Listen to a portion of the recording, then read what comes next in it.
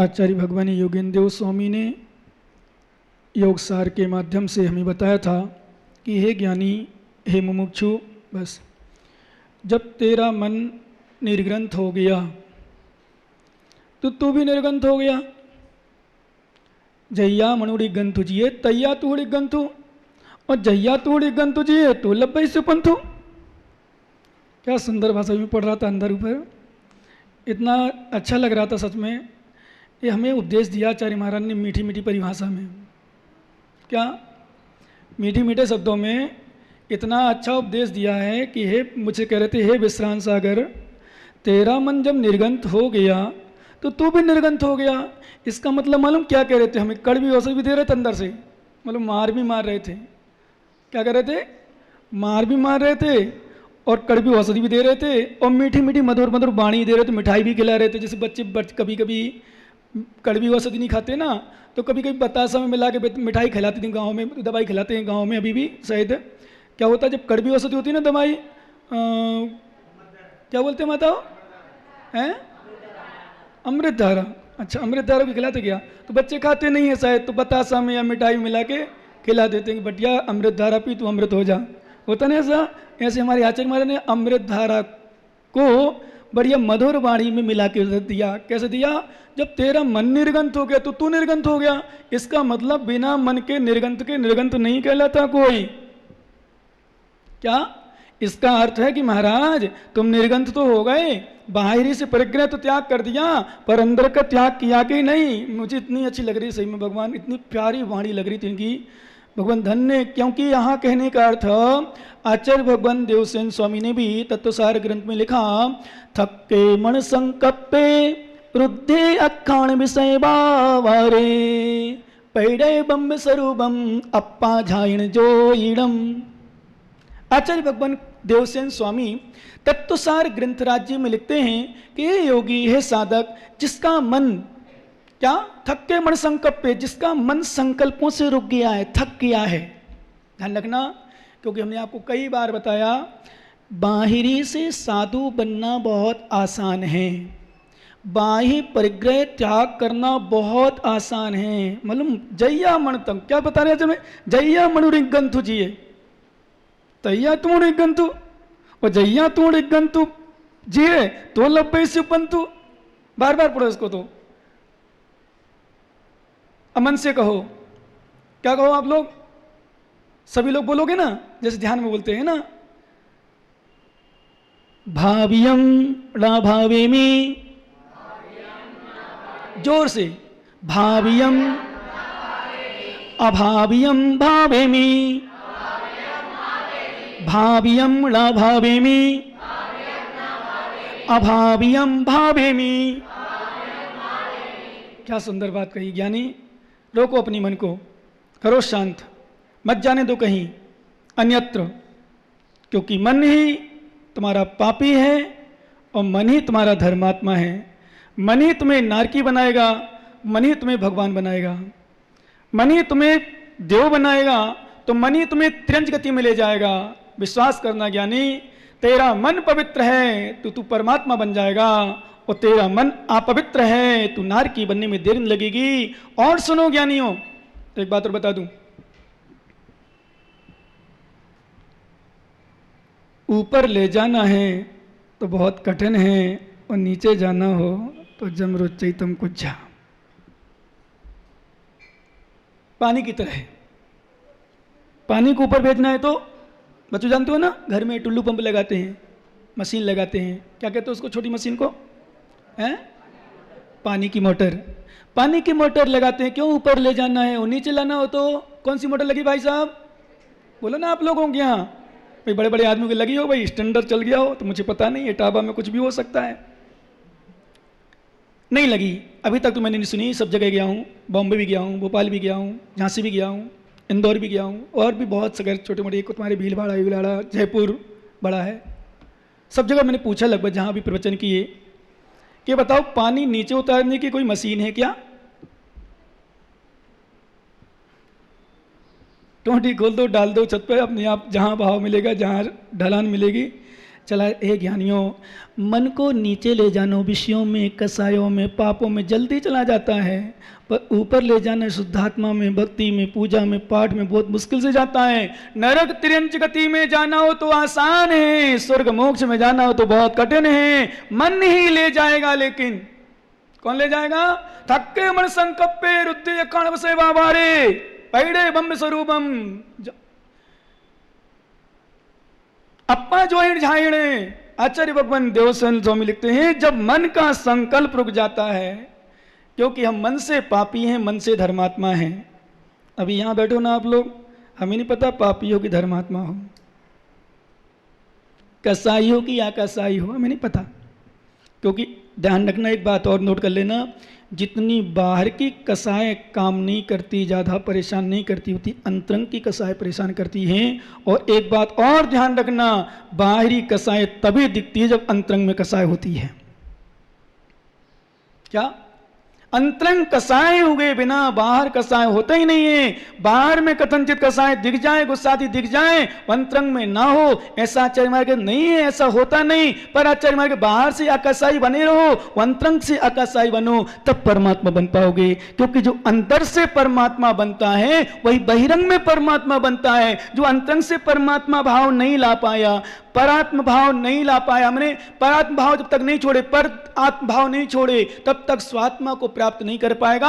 और स्वात्मा को प्राप्त किए बिना परमात्मा को प्राप्त कर ही नहीं सकता। अपनी आत्मा में शक्ति है, अनंत शक्ति। अभी आएगी गाथा, अभी नहीं बताऊंगा, आएगी इसमें। तो आचार्य भगवान, क्योंकि देवसेन स्वामी ने भी आज एक गाथा नई मैंने याद की, पढ़ी तो पहले भी होगी, बहुत सुंदर लगी। आप लोग भी चाहो तो, वैसे तो डायरी पेन आपके यहाँ है ही नहीं, और हर्षोजारा जी ने दी नहीं, और हमने भी कंजूसी करके बचा ली, छोटी छोटी दे दी, अब बाकी तो दी नहीं। हमने कि पता नहीं, अब यहाँ इससे ज़्यादा आगे मिल गए तो कहीं ना कहीं किसी का बर्थडे, कहीं कुछ तो थोड़ा बहुत देना पड़ता है, तो दे दिए भाई, खुश रहो, कल्याण हो। पर और बाकी और हैं तो मुझे शर्म आती, सस्ती वाली छोटी देने में तो रख लेता हूँ, कहीं किसी को गरीब को बांट दूंगा, पूरी इकट्ठी एक साथ ले जाता हूँ, ऐसा कर देता हूँ मैं। तो आप लोगों के पास तो 10 रुपया 20 रुपया के 10 रुपये लगाओगे कॉपी में, तो 10 रुपये की एक कुरकुरे की पैकेट आता है, मम्मी और बच्चे दोनों खा लेंगे बैठ के, आनंद आएगा 1-2 घंटा। कॉपी में क्या आएगा, तो लाने की आवश्यकता नहीं है। और फिर हम पढ़े लिखे भी हैं महाराज, हमने खूब सुने प्रवचन, खूब चतुर्मास कराए, तो मैं देखने की आवश्यकता भी नहीं, इसलिए कोई लिखो नहीं, पर यहाँ लिख सको तो लिख लो। ये ध्यान में करा ना, आज ने तुम्हें 50 लाख से ऊपर कर दिए होंगे, क्या भाई साहब बोलो ना? 50 हाथी, 51 हाथी, कम से कम 25,000 में हाथी आएगा वर्तमान में अभी, और महंगा हो तो पता नहीं। एक हाथी 25,000 का, तो 51 हाथी कितने में हो गए? 25 50 12.5 लाख किसी में हो गए, बताओ। ये तो आंखों में आंसू बहा रहे थे, बोले महाराज कहीं कर रहे हो। मैंने कहा आगे बात मत बताओ, चिंता मत करो, मैं कमा लूंगा, सामान से बोल दूंगा, सब आ जाओगे। क्या? और कुछ लोग तो आए नहीं, बोले महाराज इतने सारे हाथी मंगा रहे हैं, हम क्यों जाए महाराज, हम खर्च कर दो, हमारा दान मांगो, क्योंकि लाओ कहाँ से महाराज, महाराज तो थोड़ी जोड़ी से। तो कुछ लोग तो आए ही नहीं, वो देखी नहीं देखी उन्होंने, तो जिसे सो गए, नींद आ गई उनको। तो क्या? तो फिर 51 हाथी, फिर बैंड बाजे दिल्ली का, उदयपुर का, जयघोष टीकमगढ़ का, और महिला मंडल जयघोष, क्या बात है। फिर पांडाल 500 बाई 500 500 बाई 500 कुछ कहलाता है क्या? नहीं। क्यों? जब 51 दीक्षा होंगी तो एक साथ इतने सारे लोग उमड़ेंगे, ऐसे थोड़ी है, अपन फालतू थोड़ी ध्यान कराते हैं इतने सारे। तो वास्तव में ध्यान रखो, दीक्षा हो गई, सब कुछ हो गया। तो कहने का अर्थ यहाँ है, आचार्य महाराज ने एक बहुत सुंदर दी गाथा हमारे लिए। मणि बयड़ काय रोहो, सुनना विषय था कि लिखना नहीं तो सुनना, और सुन करके अपनी हृदय की डायरी में, क्योंकि जो डायरी वो काम नहीं आएगी, एक काम आएगी। इसलिए एटापा वालों को लिखने की आवश्यकता नहीं है। बोले हम महाराज लिखते हैं, लगते हैं, कॉपी पेन में 10 रुपए की, ये 10 करोड़ का हमारा मस्तिष्क है, उसमें लिखे ना, क्यों क्या नहीं, बोलो ना हाँ। अपनी प्रशंसा में इतनी जल्दी खुश हो जाते हो, इसलिए मैं प्रशंसा कर दूं, खुश रहो। तो आचार्य भगवान लिखते मणे भय काय रोहो रुज्जय कम्माणे आसबोड़ूणम, क्या करे आगे, चिरबद्धम गलय स्वयं फल रहियम जाय जोइडम। आचार्य महाराज लिखते हैं, ध्यान रखना ये हमारे लिए है, आप भी पालन कर सकते हो। जिनका मन वचन काय, मन बैड़ काय रोहो, मन वचन काय रुक जाता है। ध्यान रखना। अपने तत्व सूत्र देखा था ना, छठवां अध्याय, छठवां अध्याय का पहला सूत्र याद है, काय वांग मन कर्म योगा। कौन सा सूत्र है? काय वांग मन कर्म योगा। इस सूत्र याद कर लो। फिर उसके आगे दूसरा सूत्र सा आश्रवा। क्या है? शास्त्रवा। अन्य मन काय वचन मन की प्रवृत्ति क्रिया हलन चलन, इसका नाम ही योग। योग क्या कराता है? आश्रव। शास्त्र वही आश्रव है। अब कैसा होता है आश्रव? शुभ पुण्य शुभ पापस्य। शुभ योग होगा तो शुभ आश्रव, अशुभ योग होगा तो अशुभ आश्रव। तो आचार्य भगवान अब सुनो क्या कह रहे हैं। आचार्य भगवान मन बेगन काय रोहो, मन वचन काय का निरोध होने पर रुज्जय आसव कामणो रुज्जय कमणो आसवो लूणम, निश्चय से कर्मों का न रुक जाता है। क्या होता है? जब मन वचन काय रुक जाता है तो फिर मन वचन काय के रुकने पर कर्म का आश्रव निश्चय से नियम से रुक जाता है। जितना भी आश्रव हमने एक दिन बताया था, आपको याद होगा, जलेन जलतम जलेन जनतम पंकम जलेन परिशुद्धति मनेन जनतम पापम मनेन परिशुद्धति। जल से ही कीचड़ होता है तो साफ भी किससे होता है? मन से। पाप होता है तो मन से ही धुलता है। और जिसका मन पवित्र नहीं उसकी आत्मा कभी पवित्र नहीं हो सकती। बाहरी भेद से मात्र कुछ भी नहीं होगा। विश्वास करना ज्ञानी, अकसाई होना पड़ेगा, अंदर से विशुद्ध होना पड़ेगा, मन को बहुत निर्मल करना पड़ेगा, मन की चंचलता को रोकना पड़ेगा। मन तुम्हारा भटक रहा है, तन से तुम्हारी पूजन चल रही है। मन तुम्हारा भटक रहा है, तन से तुम्हारा दान चल रहा है। मन तुम्हारा भटक रहा है, तन से तुम्हारी शांति धारा चल रही है। मन तुम्हारा भटक रहा है, तन से तुम्हारी सामायिक चल रही है। मन तुम्हारा भटक रहा है, तन से तुम्हारा स्वाध्याय चल रहा है। मन तुम्हारा भटक रहा है, तन से तुम्हारा प्रतिक्रमण चल रहा है, वचनों से प्रतिक्रमण चल रहा है। मन कहीं अन्यत्र है। आचार्य भगवान कहते हैं ये प्रतिक्रमण, ये सामायिक, ये स्वाध्याय ज्ञानी मोक्ष नहीं दिला पाएगी। क्या? मोक्ष नहीं दिला पाएगी। स्पष्ट लिखा आचार्यों ने, मोक्ष नहीं दिला पाएगी। मन को शुद्ध करना पड़ेगा। जितना हम शारीरिक क्रियाएं शुद्ध करते हैं, जितनी हम शरीर से क्रियाएं करते हैं, उससे कई गुना हमें मन से करना पड़ेगी। और मन जब निर्मल हो जाएगा, शुभ हो जाएगा, तुम्हारी क्रिया शुभ मानेगी। नहीं तो शुभ योग में क्रिया में चल जाएगा, काय योग की क्रिया शुभ चल रही है पर मन तुम्हारा अपवित्र है। तो हमारे आचार्यों ने कहा है फिर, सोने के घड़े में मल भरा है। क्या लिखा? सोने के घड़े में मल भरा है। अने घड़ा तो सोने का है। हम साधु भेष हैं, हमारा साधु भेष है, हमारा शरीर, हमारा महावृत, हमारा लिंग, हमारा भेष द्रव्य कैसा दिख रहा है? सोने का, साधु का। और मन अपवित्र है तो हमारे अंदर मल भरा है। इसलिए मैंने कहा था ज्ञानी, आप लोग विकल्प नहीं करो, मैं पापी हूं, मैं पापी हूं, मैं दुरात्मा हूं, मैं नरकगामी हूं। तुम नहीं। मैं पवित्र हूं, मैं निर्मल हूं, मैं विशुद्ध हूं, मैं मोक्षगामी हूं। तुम नहीं। तुम श्रद्धा भक्ति कर तो तुम हो। क्या? हमारी अपवित्रता से तुम्हारी अपवित्रता नहीं है, हमारी पवित्रता से तुम्हारी पवित्रता नहीं है। तुम्हारा मन पवित्र तो तुम पवित्र, और तुम्हारा मन अपवित्र तुम अपवित्र। समझ रहे हो? कुछ आ रहा है समझ में? नहीं है? इसलिए दूसरों को एक बात और ध्यान रखो, एक वेश्या को देखकर तुम पुण्याश्रव कर सकते हो, अपना मन निर्मल कर सकते हो, पवित्र कर सकते हो। और एक साध्वी को देखकर, ब्रह्मचारिणी को देखकर, एक दीदी को देखकर, एक माताजी को देखकर अपने मन को अपवित्र कर सकते हो। तो माताजी ने अपवित्र किया, वेश्या ने पवित्र किया कि तुम्हारे मन ने किया? बोलो ज्ञानी। बोले महाराज ये तो हमने पहली बार सुना कि वेश्या को देखकर पवित्र मन और साध्वी को देख अपवित्र। हाँ, हो सकता है। निमित्त को निमित्त समझो, उपादान को उपादान समझो, ज्ञानी समझो। और एक बात नोट कर लेना, दो चीजें विशेष रूप से। दोष को स्वीकारो। क्या? दोष को स्वीकारो। मैं वेश्या को देखकर अपने परिणाम विशुद्ध कर सकता हूं, मैं आर्का को देखकर परिणाम अशुद्ध कर सकता हूं।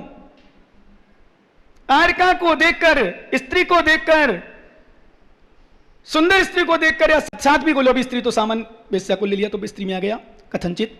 ध्यान रखना, एक बेश्या को देखकर, क्योंकि स्त्री है, साथ भी नहीं है कोई, ये सामान्य स्त्री इसलिए लिया कि भाई वो भी आवृत्ति है। एक बेश्या को देखकर अथवा आवृत्ति श्रावक, श्राव का भी ले लें, महिला ले लें, बालिका ले लें, उसको देखकर हम विशुद्ध प्रणाम कर सकते हैं। और सुनो ज्ञानी, एक और बात बताऊं, भोगी को देखकर निर्मल पवित्र भाव हो सकते हैं, वो योगी को देखकर अपवित्र भाव हो सकते हैं। प्रवचन सुन रहे हो, प्रवचन अच्छा कार्यकारी हो कि बुरा कार्यकारी है? पानी बरस रहा है, पानी बरस रहा है, पानी अच्छा है कि बुरा? बताओ, एक बात पूछूं, पानी अच्छा है कि बुरा? अरे ज्ञानी, ना पानी अच्छा है ना पानी बुरा है, पर एक व्यक्ति पानी को बुरा कह रहा है, एक व्यक्ति पानी को अच्छा कह रहा है। जिसकी खेत में सोयाबीन बो चुके हैं, पानी गिर नहीं रहा हो, झलक गिर जाए थोड़ी सी, अरे बहुत मजा आ गई हो, पानी बहुत हमारे लिए हीरा है, अमृत है, सोना है, ये है। और विश्वास करना, जिसके मिट्टी के बर्तन बाहर सूख रहे हो, ये माता उड़द की दाल ऊपर 2-4 कुंटल डाल आई हो, फिर पानी गिरे, बताओ कैसा है? बोलो बोलो ज्ञानी, पानी एक ही समय गिरा, 2 समय नहीं। एक ने उड़द की दाल डाली छत पर सूखने के लिए 2-4 कुंटल, 2-4 किलो में तो शांति रख लेंगी, इसलिए मैंने 2-4 कुंटल कहा। तुम लोग ठग हो ना बेटा, ध्यान देना ज्ञानी, 2-4 कुंटल, 10 कुंटल, 20 कुंटल, अथवा किसी का ना 100 कुंटल रखा है माल बाहर, मंडी पर चलो, मत जाओ माताओं के पास, बोली महाराज 2-4 कुंटल तुम्हारी यहाँ उड़द की दाल रहती नहीं, कभी इनके पिताजी के पिताजी लाए, क्या लाएंगे? क्योंकि तुम्हारे पास समाधान है तो मेरे पास भी समाधान है। मैं भी तुरंत अपना विषय चेंज कर देता हूं कि तुम नहीं सुधरोगी, तुम मानोगी कि दृष्टांत को तुम अपने ऊपर ले लोगी और कहोगी महाराज 2-4 कुंटल तो आती ही नहीं है, महाराज तो 2-4 कुंटल की कह रहे थे, हमारे तो आती ही नहीं कभी, अब इनके पिताजी के पिताजी के पिताजी पिताजी के पिताजी पिताजी के पिताजी लाए, ये क्या लाएंगे उड़द की दाल 2-4 कुंटल? वो भी तो माता, इसलिए हमने अपने समय वचन को वापस ले लिया।